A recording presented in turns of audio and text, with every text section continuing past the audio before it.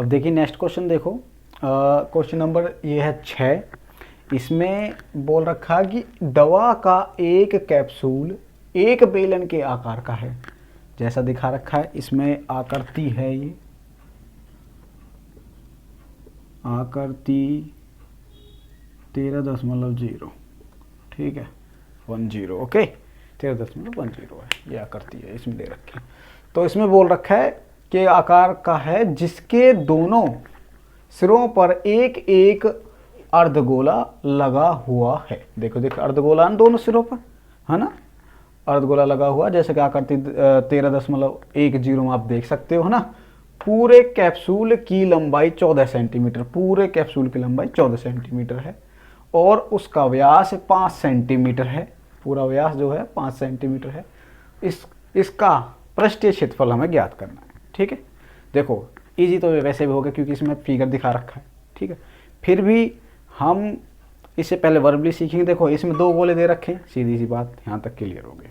तो हम पहले इस गोले की सारी त्रिज्या निकालेंगे, ठीक है।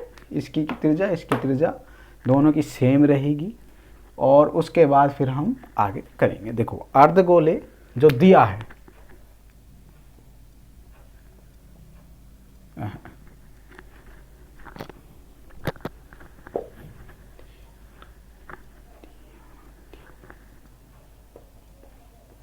दिया है हमें, क्या दिया है भाई, पूरे कैप्सूल की लंबाई, है ना, कैप्सूल की लंबाई बराबर है 14 mm, ओके ये क्लियर है। उसके बाद हमें दे रखा है कि इसका व्यास कितना है, कैप्सूल का व्यास बराबर है 5 mm, ओके। अब इसमें अर्धगोले कितने, 2 हैं,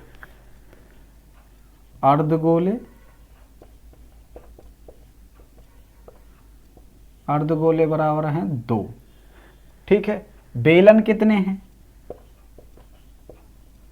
बेलन है हमारा 1, ये हमने वर्बली लिख लिया, हमें ये चीज़ दे रखी है। पहले तो हमें क्या करते हैं, इस अर्धगोले की त्रिज्या निकाल लेते हैं, ठीक है। तो अर्धगोले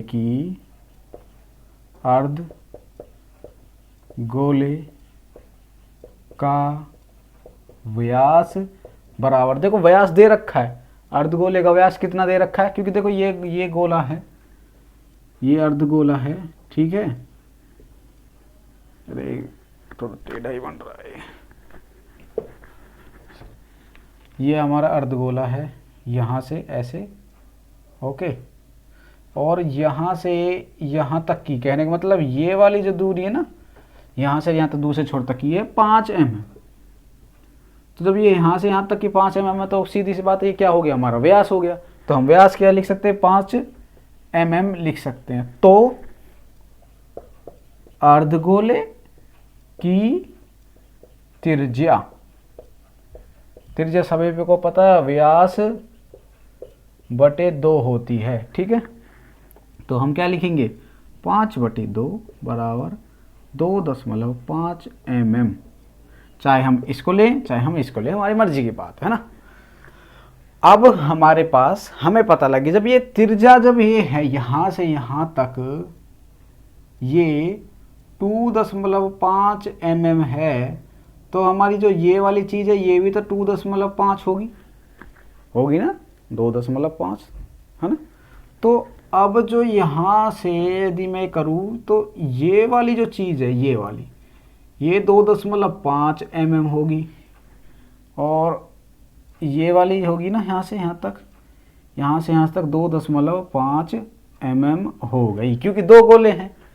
तो यदि मैं पूछूं कि भाई यार इसकी बीच की दूरी, तो इसकी बीच की दूरी निकालेंगे ना हम।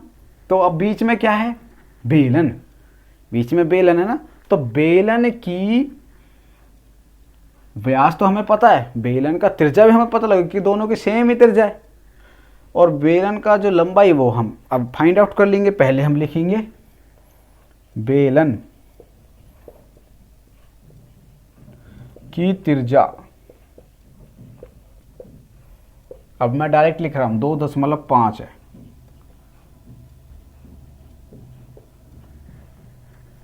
बेलन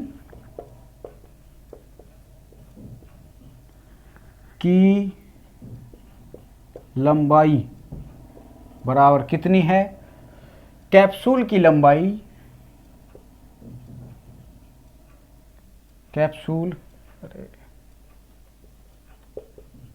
कैप्सूल की लंबाई माइनस दोनों गोले ना, दोनों गोले अर्धगोले की त्रिज्या। ठीक है, क्योंकि त्रिज्या जो है वो ही उसकी लंबाई होती है, जितनी त्रिज्या होती है ना उतनी उसकी लंबाई होती है अर्धगोले की। ठीक है, तो हम कैसे लिख सकते हैं अब इसको, कैप्सूल की लंबाई कितनी, 14 सेंटीमीटर, 14 मिलीमीटर। ओके, दोनों अर्धगोलों की त्रिज्या कितनी है, 2 ब्रैकेट में लिखेंगे 2.5 mm प्लस 2.5 mm। ठीक है, 2.5 mm प्लस 2.5 mm, क्योंकि दोनों को अर्धगोलक की है। तो अब हम इसको कैसे निकाल लेंगे, 14 माइनस 2.5 2.5 कितना हो गया 5, तो कितना हो गया 5, और यहाँ से जब हम घटाएंगे तो हमारे पास कितना आ गया 9 mm। ठीक है, यहाँ तक आया समझ, नहीं आया तो दोबारा से एक बार देख लेना तो आपके समझ में आ जाएगा। मैं ऊपर वाला मिटा रहा हूँ तो इसको आप उतार लेना अपनी कॉपी में, यहाँ से हटा रहा हूँ इसको।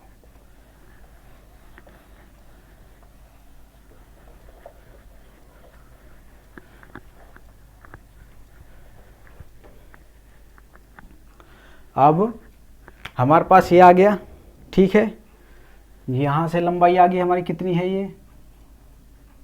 ये हमारी 9 mm।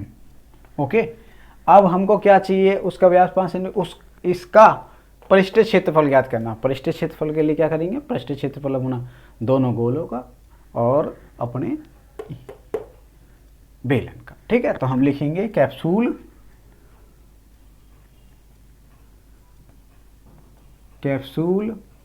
का पृष्ठीय क्षेत्रफल बराबर है, अब दोनों गोले समान है ना, तो मैं 2 कर रहा हूं, या फिर पहले लिख देता हूं, दोनों अर्धगोले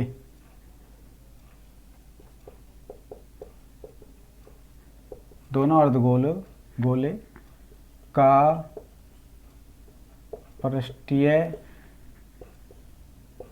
क्षेत्रफल प्लस में बेलन का पृष्ठीय क्षेत्र, बीच में बेलन है तो हम लिखेंगे बेलन का पृष्ठीय क्षेत्रफल। ओके, यहां से बराबर लगाएंगे। अब देखिए दोनों अर्धगोलों का पृष्ठीय क्षेत्रफल, इसका पहले एक का निकाल ले, एक का क्या होगा 2πr²। ठीक है, ये इसका फॉर्मूला होता है अर्धगोले का पृष्ठीय क्षेत्रफल का। एक का होगा, दूसरे का कर लो 2πr²। ठीक है, दोनों का हो गया, प्लस बेलन का कितना होता है 2πrh होता है 2πrh। ओके, ये होता है बेलन का। अब हम देखो इनमें से क्या चीज कॉमन ले सकते हैं, हम इनमें से अपना 2πr कॉमन ले सकते हैं, तो हम लेंगे, देखो 2πr मैंने कॉमन ले लिया। यहाँ पर कितना बचा, एक r बचा, यहाँ से कितना बचा प्लस एक r बचा, और यहाँ से कितना बचा h बचा। ठीक है, हमारे पास ये बच गया। इसको नीचे को मैं मिटा रहा हूँ।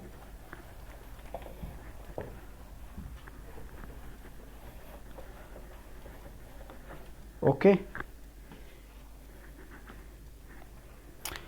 अब हम क्या करेंगे, वैल्यू रख देंगे 2 गुना में पाई की वैल्यू है 22/7, आर की वैल्यू कितनी दे रखी है हमें, आर की 2.5, तो यहाँ लिखेंगे 2.5 ब्रैकेट, आर की वैल्यू कितनी है 2.5 प्लस के 2.5, और एच कितना हमारा ये 9, ब्रैकेट बंद। सॉल्व करेंगे इसे, ये हो जाएगा 5 बराबर 22 गुणा में 7 गुणा 22 गुणा 25/10। मैंने इसको पॉइंट को हटा लिया, पॉइंट हटाया तो बटे में 10 आ गया। इसको जोड़ा 25, 2.5 आ गया 5, और 9 जोड़ेंगे तो कितना हो जाएगा 14। तो यहाँ आ गया हमारा 14। हम इसको काटना चाहते काट सकते हैं। 5 पच्चे 25, 5 दूनी 10, 2 एकम 2, 2 एकम 2।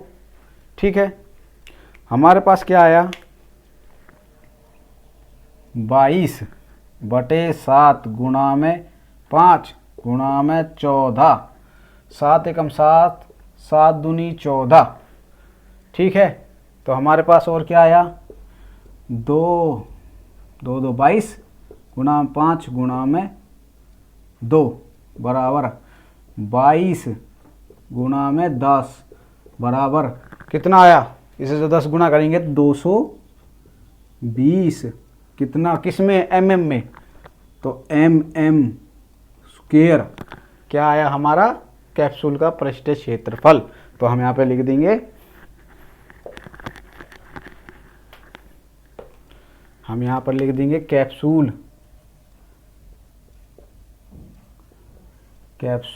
का पृष्ठीय क्षेत्रफल बराबर है 220 mm स्क्वायर। ठीक है, यदि समझ में नहीं आया तो एक बार दोबारा देख लेना, और बहुत अच्छे से मैंने समझा दिया है।